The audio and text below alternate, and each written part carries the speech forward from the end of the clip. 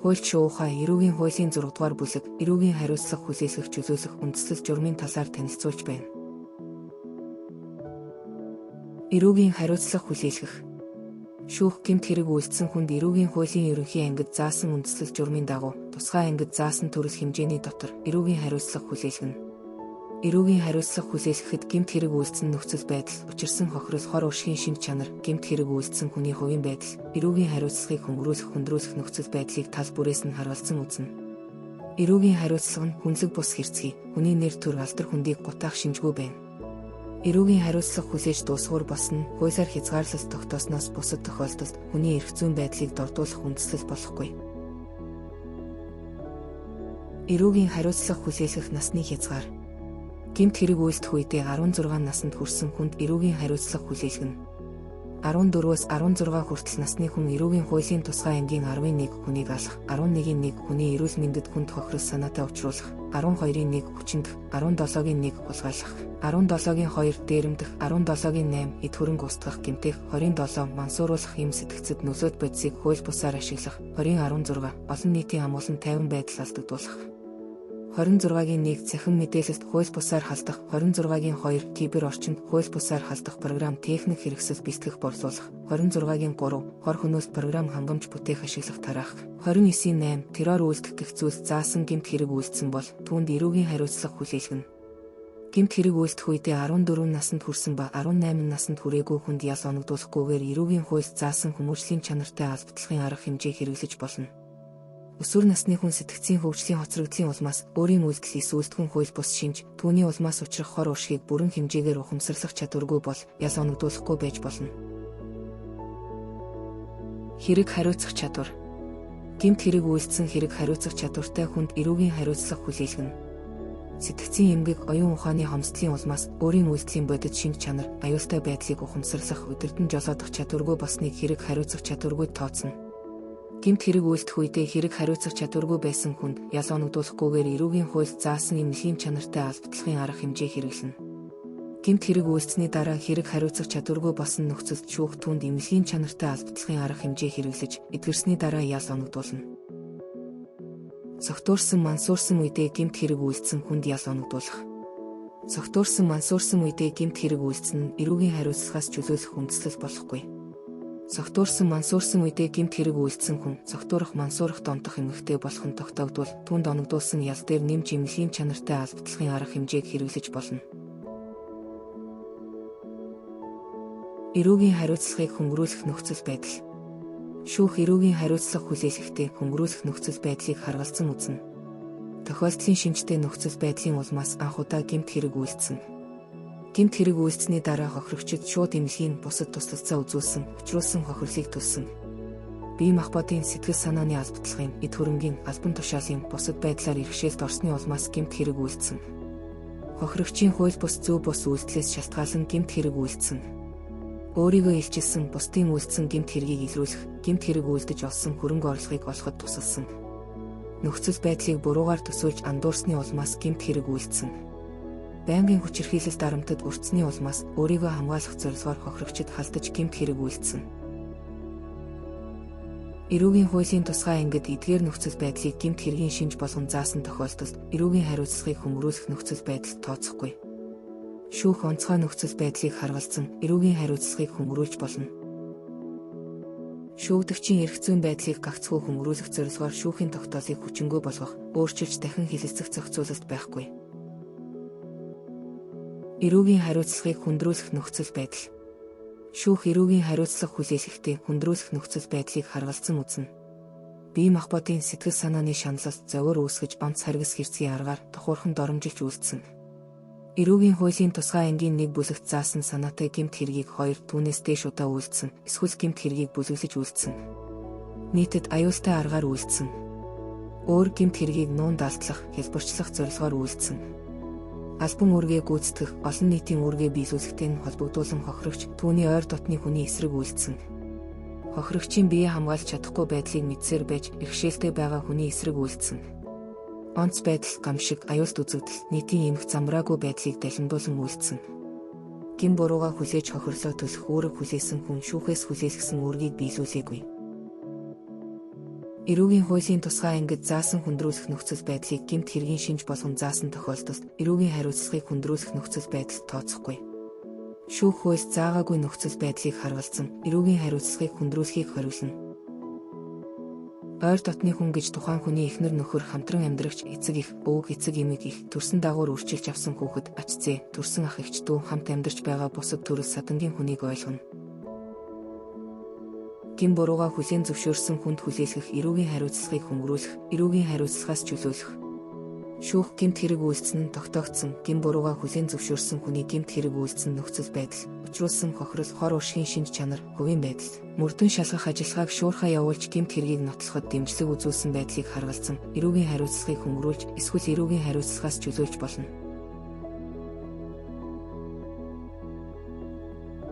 Эрүүгийн хуулийн тусгай ангид хорих яс оногдуулахаар заагаагүй, эсвэл хорих ясын дээд хэмжээг 3 жил, түүнээс бага хугацаагаар тогтоосон гэмт хэрэг үйлдсэн хүн, тухайн гэмт хэргийн улмаас учруулсан хохирлоо нөхөн төлсөн бол, хорих ялыг хөнгөрүүлэх эсвэл хорихоос өөр төрлийн ялыг сонгон оногдуулах, эсвэл эрүүгийн хариуцлагаас чөлөөлөх. Тухайн гэмт хэргийн улмаас учруулсан хохирлоо нөхөн төлөхөө илэрхийлсэн бол, хорихоос өөр төрлийн ялыг сонгон оногдуулах, эсвэл хорих ял оногдуулахгүйгээр 3 жил хүртэл хугацаагаар тэнцэж үүрэг хүлээлгэх, эрх хязгаарлах албадлахын арга хэмжээ хэрэглэх. Эрүүгийн хуулийн тусгай ангид хорих ясын дээд хэмжээг 5 жил, түүнээс бага хугацаагаар тогтоосон гэмт хэрэг үйлдсэн хүн, тухайн гэмт хэргийн улмаас учруулсан хохирлоо нөхөн төлсөн, эсвэл гэмт хэргийн улмаас учруулсан хохирлоо нөхөн төлөхөө илэрхийлсэн бол, хорихоос өөр төрлийн ялыг сонгон оногдуулах, эсвэл хорих ял оногдуулахгүйгээр 5 жил, түүнээс бага хугацаагаар тэнцэж үүрэг хүлээлгэх, эрх хязгаарлах албадлахын арга хэмжээ хэрэглэх. Эрүүгийн хуулийн тусгай ангид хорих ясын доод хэмжээг 2 жилээс дээш, дээд хэмжээг 8 жил хүртэл хугацаагаар тогтоосон гэмт хэрэг үйлдсэн хүн, тухайн гэмт хэргийн улмаас учруулсан хохирлоо нөхөн төлсөн бол, тухайн зүйл хэсэг заалтад заасан ялын дээд хэмжээний 2/1-ээс хэтрүүлэхгүйгээр, ялын доод хэмжээний 2/1-ээс багагүй ял оногдуулах. Эрүүгийн хуулийн тусгай ангид хорих ясын дээд хэмжээг 12 жил, эсвэл 15 жил хүртэл хугацаагаар тогтоосон гэмт хэрэг үйлдсэн хүн, тухайн гэмт хэргийн улмаас учруулсан хохирлоо нөхөн төлсөн бол, тухайн зүйл хэсэг заалтад заасан ялын дээд хэмжээний 3/2-оос хэтрүүлэхгүйгээр, ялын доод хэмжээний 3/2-оос багагүй ял оногдуулах. Эрүүгийн хуулийн тусгай ангид хорих ясын дээд хэмжээг 20 жил хүртэл хугацаагаар тогтоосон ба бүх насаар хорих яс оногдуулахаар заагаагүй гэмт хэрэг үйлдсэн хүн, тухайн гэмт хэргийн улмаас учруулсан хохирлоо нөхөн төлсөн бол, тухайн зүйл хэсэг заалтад заасан ялын дээд хэмжээний 4/3-аас хэтрүүлэхгүйгээр, ялын доод хэмжээний 4/3-аас багагүй ял оногдуулах. Зохион байгуулалттай гэмт бүлгийн гишүүний ялыг хөнгөрүүлэх, чөлөөлөхөд энэ зүйлийн нэгдэх хэсэгт заасан журмыг баримтлана. Шүүхээс даалгасан үүргийг биелүүлээгүй хүнд ял оногдуулахад энэ бүлэгт заасан журмыг хэрэглэхгүй. Эрүүгийн хуулийн тусгай ангид бүх насаар хорих ял оногдуулахаар заасан гэмт хэрэг үйлдсэн хүн, өөрийн гин буруутай болохыг хүлээн зөвшөөрсөн бол, түүнд хугацаатай хорих ял оногдуулах эсхийг шүүх шийдвэрлэнэ. Гин бурууга сайн дураар хүлээн зөвшөөрөх гэдэг нь гэмт хэрэг үйлдсэндээ гэмшиж, өөрийн үйлдэлийн хор уршиг үр дагаврыг ухамсарласан, гэмт хэрэг хянан шийдвэрлэх ажиллагаанд дэмжлэг үзүүлж буй хүсэл зоригийн эерэг илэрхийлэл юм. Гин бурууга хүлээн зөвшөөрсөн этгээдэд ял хөнгөрүүлэх чөлөөлөх байдлаар, эрх зүйн хөнгөлөлт үзүүлэх нь шинэ эрүүгийн хуульд суурь зарчим болж тусгагдсан байна.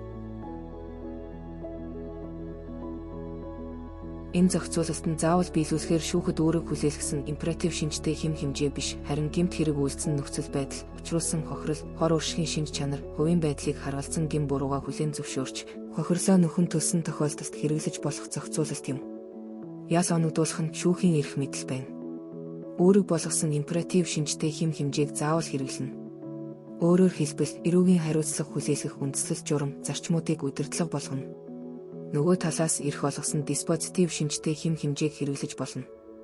Өөрөөр хэлбэл, гэмт хэрэг үйлдсэн нөхцөл байдал, учирсан хохирол, хор уршигын шинж чанар, гэмт хэрэг үйлдсэн хүний хувийн байдал, эрүүгийн хариуцлагыг хөнгөрүүлэх хүндрүүлэх нөхцөл байдлыг тал бүрээс нь харгалзан үзнэ.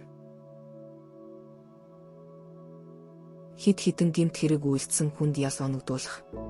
Шүүх хэд хэдэн гэмт хэрэг үйлдсэн хүнд ял оногдуулахдаа, гэмт хэрэг тус бүрд ял оногдуулж, нэмж нэгтгэн нийт эдлэх ялын төрөл хэмжээг тогтооно. Хэд хэдэн гэмт хэрэгт хэд хэдэн төрлийн ял оногдуулсан бол, хөнгөн ялыг хүндэд нь нэмж нэгтгэх, эсвэл тусад нь эдлүүлэхээр шийдвэрлэж болно. Торгох ялын 15 нэгжтэй тэнцэх хэмжээний төгрөгийг. Нийтэд тустай ажил хийх ялын 8 цагийг.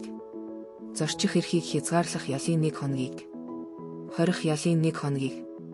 Хэд хэдэн гэмт хэрэгт оногдуулсан нэг төрлийн ялыг нэмж нэгтгсэн ялын нийт хэмжээ нь тухайн бүлэгт заасан хамгийн хүнд ялтай гэмт хэргийн хорих ялын дээд хэмжээнээс хэтэрч болохгүй.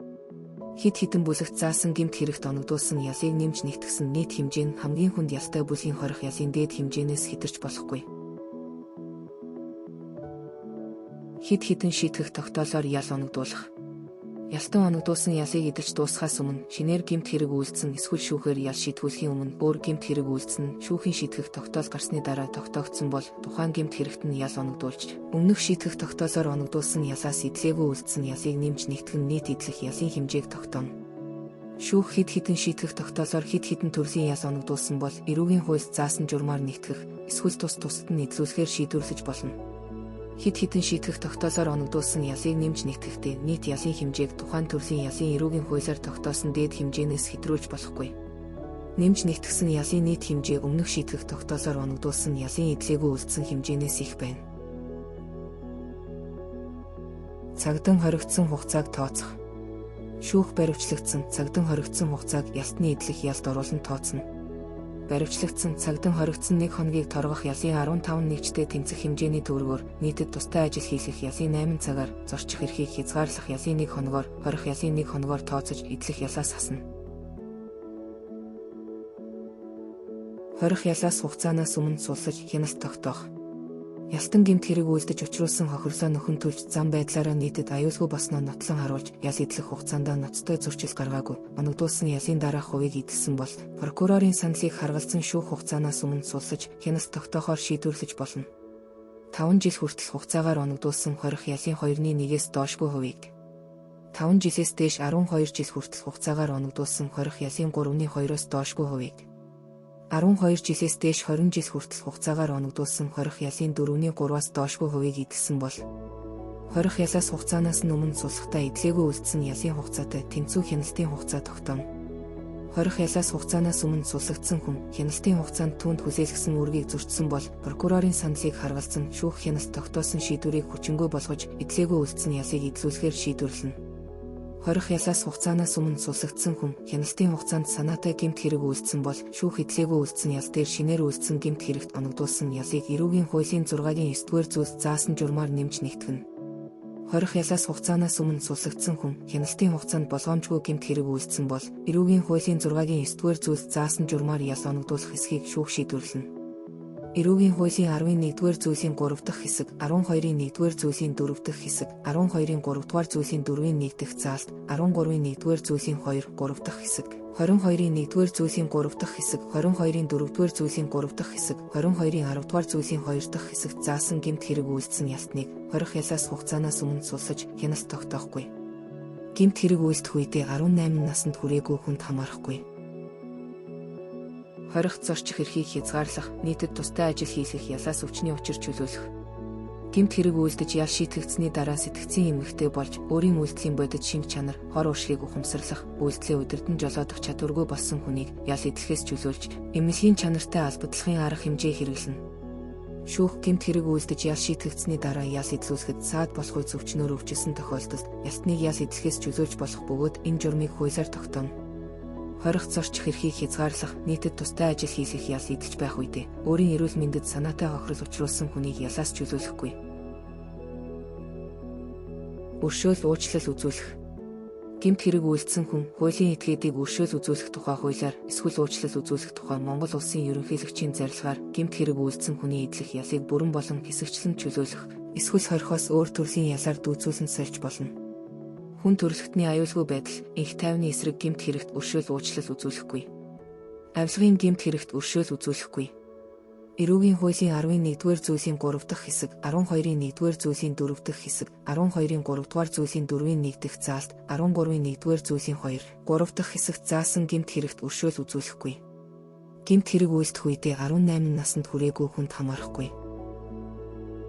Гэмт хэргийг илрүүлэхэд туслалцаа үзүүлэх. Үндэстэн дамсан зохион байгуулалттай гэмт хэрэг эсвэл хорих ялын доод хэмжээг 5 жилээс дээш хугацаагаар тогтоосон гэмт хэргийг илрүүлэхэд бодиттой тусалсан хамтран ажиллах этгээдийг эрүүгийн хариуцлагаас чөлөөлж болно.